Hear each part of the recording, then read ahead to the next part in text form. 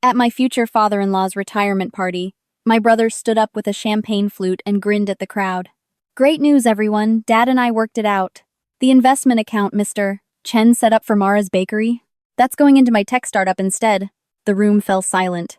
Someone coughed. My fiancé Derek's hand tightened around mine. I felt my face go hot, then cold. My name is Mara Chen, though I go by my mother's maiden name now. I'm 29. I grew up in a house where love wasn't spoken, it was allocated. My brother Jason got the college fund. I got community college and a part-time job. He got the new car at 16. I got mom's old sedan with the check engine light permanently on. When he crashed that car 6 months later, they bought him another one. When mine finally died junior year, I took the bus. Nobody said it out loud, but the message was clear. Jason mattered more. He was the son, the heir, the one who'd carry on some invisible legacy my father invented in his head. I was the daughter, the one who'd marry out anyway.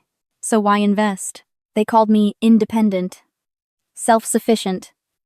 Those words sounded like praise until I realized they were just excuses. You don't need help became you don't deserve help. And I learned not to ask. When I was 12, I wanted to take piano lessons. My best friend Emma had just started, and I was obsessed with the idea of making music. I saved birthday money for 3 months. My parents said no, not because of the money, but because Jason was starting travel soccer and someone needed to watch him at games. That someone was always me. At 14, I made the volleyball team. I was good, maybe even great.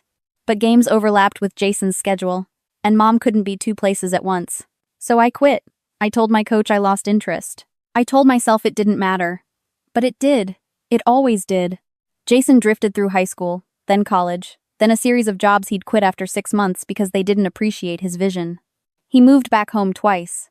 Both times, I was expected to help him get back on his feet, loan him money, review his resume, listen to his ideas at midnight when I had work in the morning. He never paid me back. Not once. He'd just shrug and say, "Come on, we're family." As if that erased the debt. When I needed help, he was busy.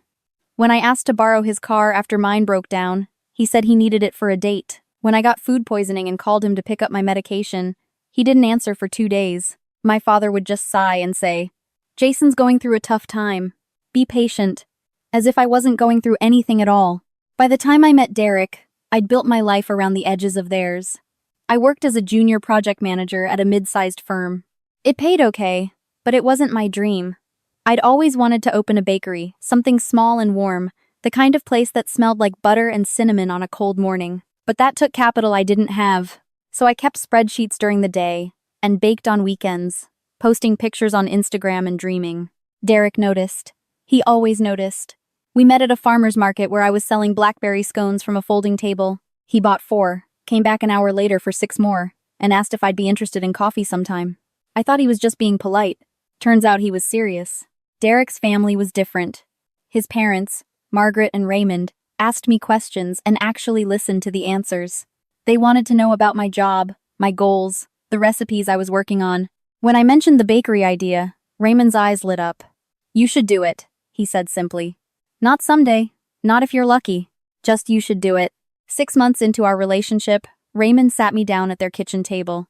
He'd been a financial planner before he retired, careful and methodical about money. "I've been thinking," he said. "Margaret and I want to help you start your bakery. We'd like to set up an investment account, $25,000 to start. You'd have full control, but we'd be there to advise if you want it." I couldn't speak. I just stared at the paperwork he slid across the table, my name in bold at the top. "Why?" I finally managed. He looked surprised. "Because you have a real plan, because you've worked for it, and because you're going to be part of this family." It wasn't a loan. It wasn't charity. It was belief, the kind I'd never gotten from my own parents. I cried in Derek's arms that night, ugly sobs I'd been holding back for years. He just held me and said, "You deserve this. You've always deserved this." When I told my parents, I expected them to be happy for me, proud, even. Instead, my father frowned. "That's very generous of them," he said carefully. "Will you be keeping the account in your name only?" I didn't understand the question at first. "It's mine, Dad, for my business." He nodded slowly. "Of course. But family resources should benefit the whole family, don't you think?" There it was, the familiar tug, repackaged as wisdom. Over the next few weeks, the questions multiplied. My mother asked if the account had good returns. My father wondered if I'd consulted with Jason, who knows about investments. Jason himself started dropping by my apartment unannounced, talking about his latest startup idea, some app that would revolutionize food delivery. He never asked about my bakery. He just talked, assuming I was a sounding board, not a person with plans of my own. Then my father started asking about Raymond's retirement party. Who was invited? What was the venue? Would there be speeches? I thought he was just making conversation. I should have known better. My dad never just made conversation. He gathered information the way generals survey battlefields. He was planning something. I just didn't know what. The party was at a country club in Westchester, about an hour north of the city. The ballroom had floor-to-ceiling windows overlooking a golf course. Late afternoon sun turning everything gold. There were maybe 70 people there, Raymond's old colleagues, family friends, neighbors, us. It should have felt celebratory. Instead, I felt a low hum of anxiety I couldn't name. My family arrived late. Jason wore a suit I'd never seen before, tailored and expensive. My father had that look he got before big presentations at work, confident, commanding, ready to hold a room. My mother kept touching my shoulder, smiling too much, saying things like, "Isn't this lovely?" in a voice that didn't match her eyes. I introduced them to Raymond and Margaret. Everyone shook hands. Derek's parents were warm, gracious, asking about their drive up. My father complimented the venue. It all seemed fine. But I'd grown up reading my father's moods, and something was off. He wasn't relaxed. He was coiled. Dinner was served filet mignon, roasted vegetables, a white wine Margaret had chosen herself. I sat between Derek and his sister, trying to focus on the conversations around me, but I kept glancing at my family's table. Jason was laughing too loud. My father was leaning toward Raymond's brother, saying something that made the man nod seriously. My mother caught my eye and smiled. It wasn't a comforting smile. It was the smile she used to give me before school plays I didn't want to be in, the one that said, "This is happening whether you like it or not." When dessert arrived, Raymond stood to give a speech. He thanked everyone for coming, made a joke about finally having time to fix the deck, and raised his glass. People clapped. Then my father stood. I felt my stomach drop. "I'd like to say a few words, if I may," he said, his voice carrying easily across the room. Raymond gestured for him to continue. "I just want to say how grateful our family is for your generosity toward Mara," my father began. My throat tightened. She's always been independent, maybe too independent sometimes. Light laughter rippled through the crowd. But family is about supporting each other, and we believe resources should be shared. So we're thrilled to announce that the investment account you set up for Mara will actually be going to support Jason's new business venture, a tech platform with incredible potential. This way, the money stays in the family and helps everyone. Time slowed. I heard my own heartbeat. Silverware clinked somewhere far away.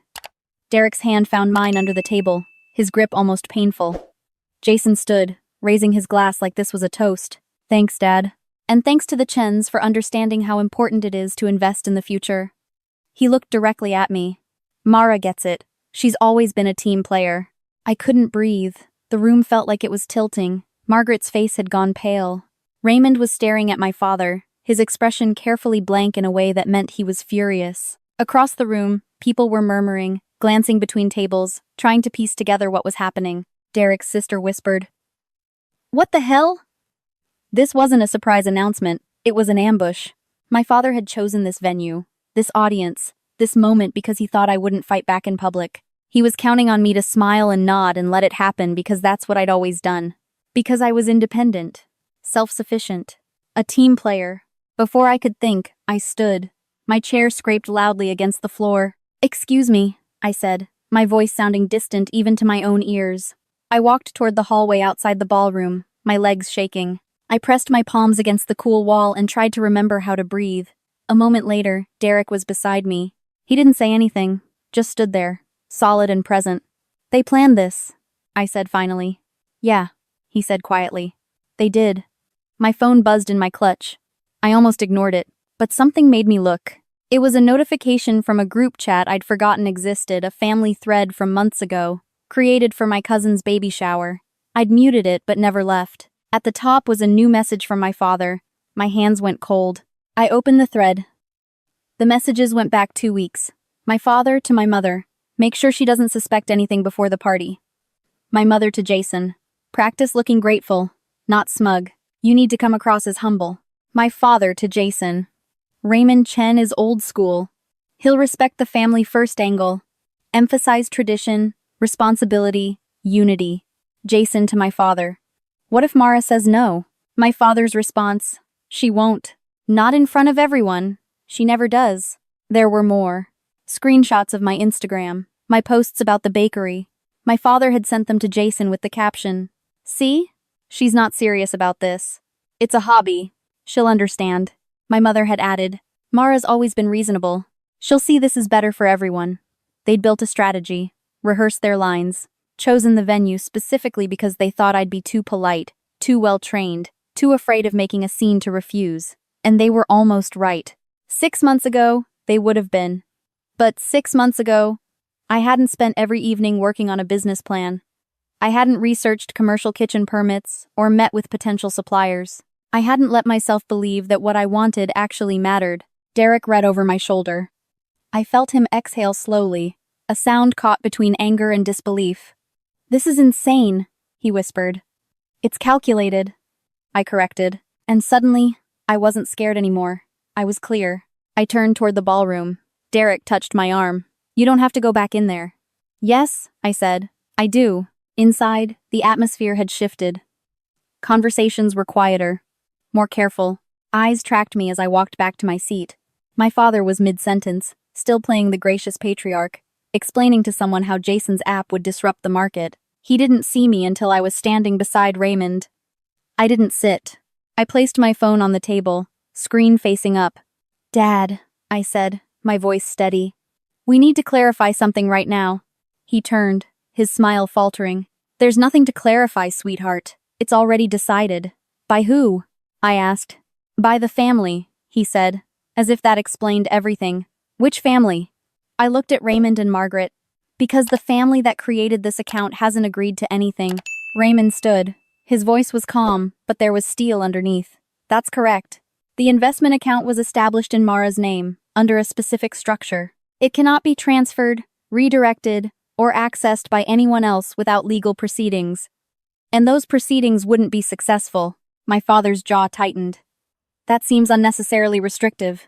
"It was intentional," Margaret said quietly. "We've seen situations like this before. We wanted to protect Mara's ability to build something for herself." Jason laughed once, sharp and bitter. "Protect her from what? Her own family?" "Apparently," Derek said, his voice cutting through the room. "Yes." I picked up my phone. "I was never removed from the family group chat," I said. "The one where you planned tonight." The murmur that went through the room was louder this time. My mother's face went white. "I didn't read every message. I didn't need to. I just read enough. Make sure she doesn't suspect anything. She'll see this is better for everyone. She never says no in public." The silence that followed was absolute. My father stared at the screen, his face cycling through emotions, shock, anger, something that might have been shame. Jason's smirk had disappeared entirely. My mother reached for my arm. "You're taking this out of context." "Am I?" I met her eyes. "Because it seems pretty clear. You didn't ask me. You didn't even consider asking. You just decided what I deserved and expected me to go along with it, like always." Raymond's brother stood.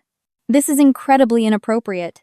You attempted to manipulate a private financial gift in a public setting to pressure your daughter into surrendering it." "I was trying to help Jason," my father said, his voice strained. "The way you've helped Mara for 29 years? Margaret asked.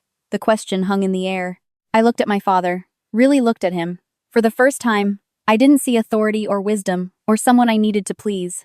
I saw a man who'd built a hierarchy in his head and expected everyone to live inside it. "I've spent my whole life making things easier for you," I said. "For all of you. I gave up piano lessons so someone could watch Jason's soccer games. I quit volleyball. I loaned money I never got back. I listened to startup pitches at midnight and covered bills and answered calls and moved my entire life around Jason's needs. I told myself that's what family does. But you know what? I was wrong. That's not what family does. That's what I did, and I'm done." Derek stood beside me. His parents did too. I picked up my clutch. "We're leaving," Derek said. As we walked toward the door, no one stopped us. Behind us, I could hear my father trying to recover, his voice rising, explaining, justifying. But the room had already turned cold on him. The story he'd built for decades, the one where he was the wise patriarch making hard decisions for everyone's benefit, had collapsed under the weight of his own words. Outside, the air was cool and clean. The sun was setting, casting long shadows across the parking lot. I stood by Derek's car and felt something loosen in my chest. Not anger, not even sadness. Just space where there used to be obligation. Derek wrapped his arms around me. "How are you feeling?" he asked. I thought about it. Really thought about it. "Free," I said. The next morning, I woke up in Derek's apartment to sunlight streaming through the windows. He'd already made coffee. I found him on the couch with his laptop, looking at commercial kitchen rental listings. "Too soon?" he asked. I smiled. "Not even close." I called a locksmith that afternoon. Not because I thought my family would try to break into my apartment, but because I needed the symbolism.